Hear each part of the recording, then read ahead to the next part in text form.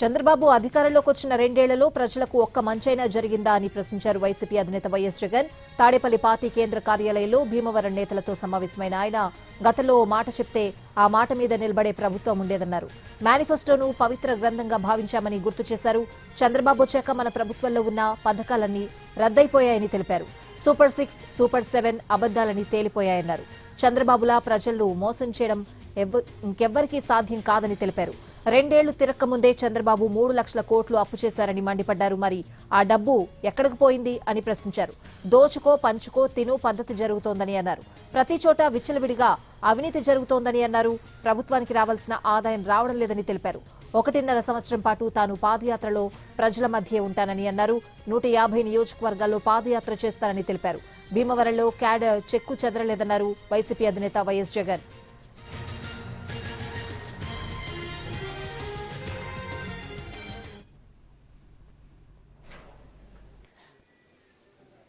వచ్చిన ముఖ్యమైన పార్టీ నాయకులకు కార్యకర్తలకు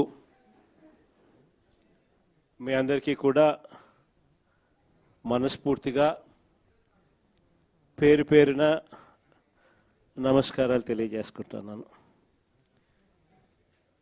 ఈరోజు మనమంతా కూడా దాదాపుగా 2 సంవత్సరాలు చంద్రబాబు నాయుడు గారు ప్రభుత్వం వచ్చి 2 సంవత్సరాలు అయిపోవస్తూ ఉంది. ఇక మరో 3 సంవత్సరాల్లో మాత్రమే మిగిలి ఉన్న పరిస్థితులు కనిపిస్తూ ఉన్నాయి. ఈ 2 సంవత్సరాలలో చంద్రబాబు నాయుడు గారి వల్ల ప్రజలకు కానీ అక్క చెల్లెమ్మలకు కానీ మరీ ముఖ్యంగా ప్రజల్లో ఉన్న అక్క చెల్లెమ్మలకు కానీ ప్రజల్లో భాగంగా ఉన్న రైతన్నలకు కానీ ప్రజల్లో భాగంగా ఉన్న మరీ ముఖ్యంగా యువతకు కానీ ఏ ఒక్క సెక్షన్కైనా కూడా కనీసం ఒక్క మంచన్నా జరిగిందా అని చెప్పి నేను అడుగుతా ఉన్నాను ఈరోజు. ఎందుకనంటే చంద్రబాబు నాయుడు గారు అధికారంలోకి వచ్చిన తర్వాత జరిగింది ఏమిటి అని చెప్పి ఒక్కసారి మనం వెనక్కి వెళ్ళి బేరీజు వేసుకుంటే జరిగింది ఏమిటి అని అంటే, ఇంతకుముందు మన ప్రభుత్వంలో ఉన్న పథకాలన్నీ కూడా రద్దయిపోయిన పరిస్థితి ఈరోజు కనిపిస్తూ ఉంది. ఇంతకుముందు ఒక మాట అంటే ఒక మాట మీద నిలబడే నాయకత్వం ఉండేది. ఒక మేనిఫెస్టో అంటే ఒక మేనిఫెస్టోలో చెప్పింది అది ఒక భగవద్గీతగా భావించి, ఒక బైబిల్గా భావించి, ఒక ఖురాన్గా భావించి చెప్పిన ప్రతి మాట కూడా ప్రజలకు మనం మాటిచ్చాం, ఖచ్చితంగా చేయాల్సిన ధర్మం మన మీద ఉంది అని చెప్పి భావించే ఒక నాయకత్వం ఉండేది.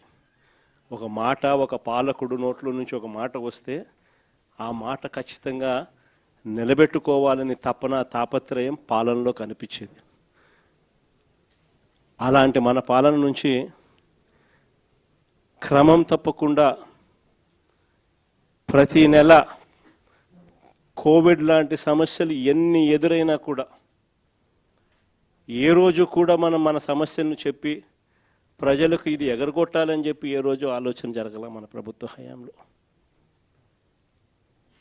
ప్రతి హామీని కూడా ప్రభుత్వంగా మనకున్న సమస్యల కన్నా కూడా ప్రజలకు చేయాల్సిన మంచి ఇంకా చాలా అవసరము, వాళ్ళకున్న సమస్యలు ప్రభుత్వం సమస్యల కన్నా చాలా ఇంకా ఎక్కువగా సమస్యలు పడేది వాళ్ళే అని చెప్పి భావించి ఎన్ని సమస్యలున్నా కూడా ముఖాన ఏ రోజు కూడా చిరునవ్వే తప్ప ఏ రోజు కూడా ఇది చెయ్యలేము అన్న మాట నోట్లో నుంచి ఏ రోజు రానిలేదు.